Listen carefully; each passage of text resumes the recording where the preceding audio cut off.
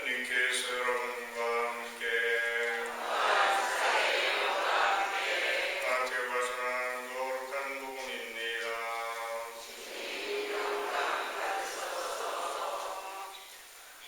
그 무렵 세리자 요한이 나타나 유다 광야에서 이렇게 선포하였다.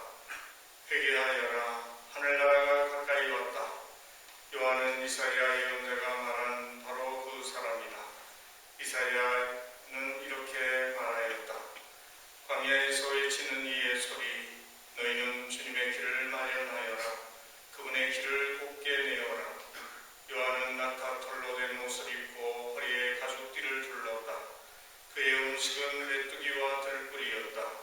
그때 예루살렘과 온 유다와 요르단 부근 지방의 모든 사람이 그에게 나아가 자기 죄를 고백하며 요르단강에서 그에게 세례를 받았다.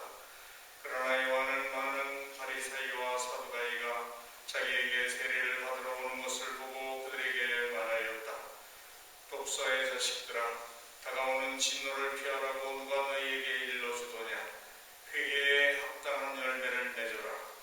그리고 우리는 아브라함을 조상으로 모시고 있다고 말할 생각일랑 하지 말아라. 내가 너희에게 말하는데 하나님께서는 이 돌들로도 아브라함의 자녀들을 만드실 수 있다. 도끼가 이미 나무 뿌리에 닿아 있다. 좋은 열매를 맺지 않는 나무는 모두 찍혀서 불 속에 던져진다. 나는 너희에게 회개시키려고 물로 세례를 준다. 그러나 내 뒤에 오시는 분은 나보다 더 큰 능력을 지니신 분이시다. 나는 그분의 신발을 들고 다닐 자격조차 없다. 그분께서는 너희에게 성령과 불로 세례를 주실 것이다. 또 손에 키를 드시고 당신의 타작마당을 깨끗이 하시어 알곡은 곳간에 모아들이시고 쭉정이는 꺼지지 않는 불에 태워버리실 것이다. 주님의 말씀입니다.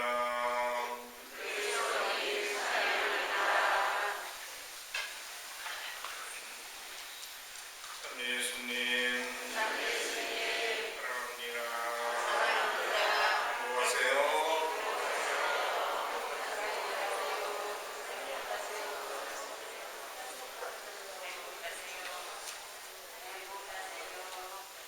한 주간 평안하셨습니까? 날씨가 많이 추웠는데 그래도 이렇게 건강한 모습으로 성당에 오실 수 있어서 너무나 감사합니다. 오늘은 12월 첫 번째 주일이고 또 대림 두 번째 주일입니다. 우리는 제대 앞에 켜져 있는 두 개의 대림초를 봅니다. 또 복음을 통해서 주님 오실 길을 마련하며 준비했던 세례자 요한을 바라보게 됩니다. 우리도 주님을 맞이하기 위해서 어떻게 준비를 하고 있는지 한번 묵상해 보면 좋겠습니다. 대림절 두 번째 주일의 주제는 회개와 인권입니다. 그리스 말로 회개란 메타노이아라고 하는데 본디 의미는 뒤를 돌아다보다는 뜻입니다. 우리는 앞을 보면서 최선을 다해 여지껏 살아왔습니다. 그리고 또 앞을 보면서 열심히 살아가고 있는데 무엇 때문에 또 무엇을 위해서 그렇게 바쁜지 또 정신없이 살아가고 있는지 물어보면 자신 있게 답변하지 못하는 사람이 많습니다.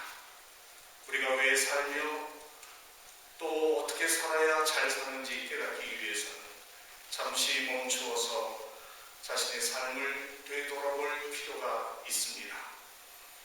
일반적으로 사람들은 회개하면 뉘우치는 것만으로 생각합니다만 그것이 전부가 아닙니다.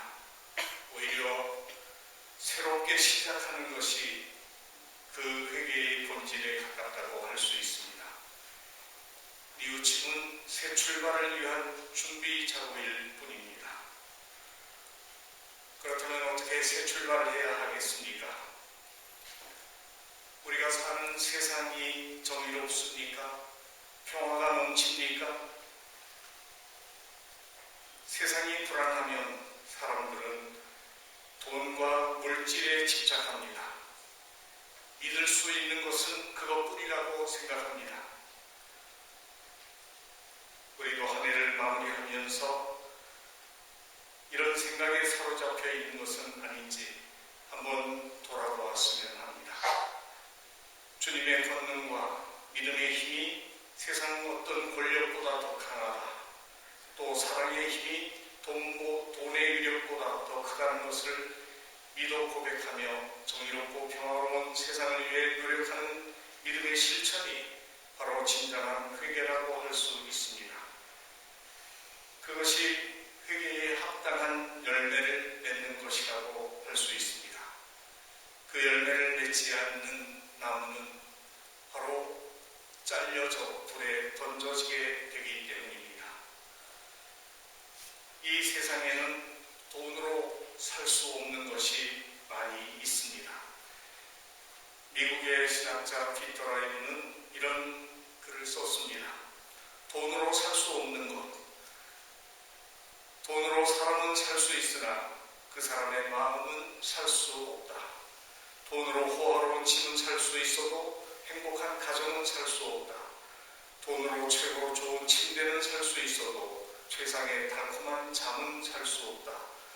돈으로 얼마든지 책은 살 수 있어도 결코 삶의 지혜는 살 수 없다. 돈으로 지위는 살 수 있어도 가슴에서 우러나오는 존경은 살 수 없다. 돈으로 약은 살 수 있어도 평생 건강은 살 수 없다. 돈으로 피는 살 수 있어도 영원한 생명은 살 수 없다. 돈으로 섹스는 살 수 있어도 진정한 사랑은 살 수 없다. 돈으로 쾌락은 살 수 있어도 마음 깊은 속에 기쁨은 살 수 없다. 돈으로 마시는 음식은 살 수 있지만 마음이 동하는 식욕은 살 수 없다. 돈으로 화려한 옷은 살 수 있으나 내면에서 우러난 참된 아름다움은 살 수 없다. 돈으로 명품은 살 수 있으나 아늑한 평화는 살 수 없다. 돈은 일상에 절대 필요하고 편리한 수단이긴 하지만 어디까지나 생활의 수단이지 인생의 목적이 결코 아니다. 돈은 인간에게 꼭 필요한 것이다. 그러나 돈만 가지고는 인생에서 진정 가치 있고 진정으로 만족스러운 것은 살 수 없다. 진정한 행복은 물질이 아니라 마음에서 오는 것이기 때문이다. 그럼에도 불구하고 우리 사회나 이 세계는 돈에 대한 욕심과 탐욕 때문에 얼마나 많은 다툼과 분쟁과 전쟁을 일삼고 있는지 모릅니다. 그리고 그 탐욕으로 말미암아 얼마나 많은 사람이 죽어가고 있는지. 하지만 성경은 우리에게 탐욕이 죄의 근원이고 죄가 죽음과 파멸을 불러온다고 가르칩니다. 우리가 올해 행복의 해를 지내고 있는데 바로 탐욕은 우리에게서 그 행복을 빼앗아가는 원인이 될 수 있다는 것을 깨달아야 합니다. 대림 2주일인 오늘 우리는 인권주일로 지냅니다. 차별을 당연하게 여기던 시절이 있었습니다. 사롱공상이 있었고 양반과 상공이 있었습니다. 신분의 차이가 분명했던 세상이 있었습니다. 평민과 귀족은 달라야 했고 노예는 인간의 축에 끼지도 못하고 팔려다니는 신세가 되었습니다. 불과 100일 전만 해도 여성의 참정권은 인정하지 않는 곳이 대부분이었습니다. 이런 차별을 두고 지금은 전근대적이고 봉건적이라고 비웃습니다. 지금은 모든 인간이 평등하며 인권은 하늘로부터 부여받은 천부적 권리라는 사실을 거부하는 사람이 아무도 없습니다. 하지만 지금도 사상과 이념 또 권력에 대한 인간의 욕심 때문에 인권이 무시당하고 있고 말살당하는 일들이 벌어지고 있습니다. 때문에 모든 인간이 하나같이 소중하다는 귀한 신념을 인류 공통의 가치로 품어 안기까지는 많은 사람의 열과 성 투쟁과 희생이 있었습니다. 그런데도 아직 우리 사회는 물론 내 안에서조차 차별이 존재합니다. 성공한 사람과 실패한 사람을 보는 눈이 다릅니다. 부자와 가난한 사람을 보는 눈, 장애인과 비장애인을 보는 눈, 배운 것이 많은 사람과 그렇지 못한 사람을 보는 눈이 분명히 다르다는 이야기입니다. 우리 안에 차별은 그렇게 존재합니다. 그런 차별이 없다면 흑수저와 금수저 같은 이야기도 없을 것입니다. 조금만 눈을 돌려도 주변에서 이런 안타까운 일들을 수없이 발견할 수 있습니다. 이런 문제가 하느님과 무관할까요?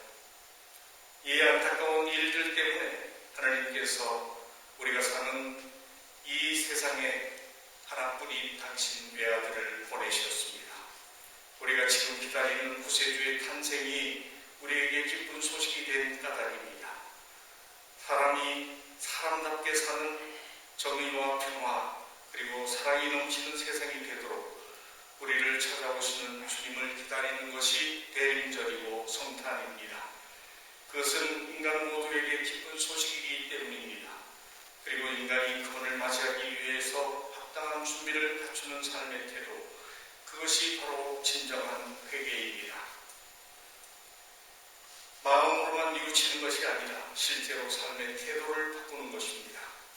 인간의 차별을 용납하지 않고 부정과 불의에 타협하지 않고 선과 정의를 실천하며 사랑하는 삶을 살아가는 것입니다.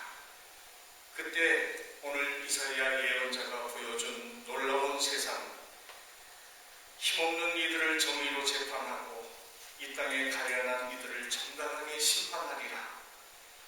그런 세상이 오면 늑대가 새끼 양과 함께 살고 표범이 새끼 염소와 함께 지내는, 그리고 소가 염소와 함께 사자가 소와 함께 풀을 뜯는 세상, 여물을 먹는 세상, 곧 하나님 나라가 온다는 것입니다.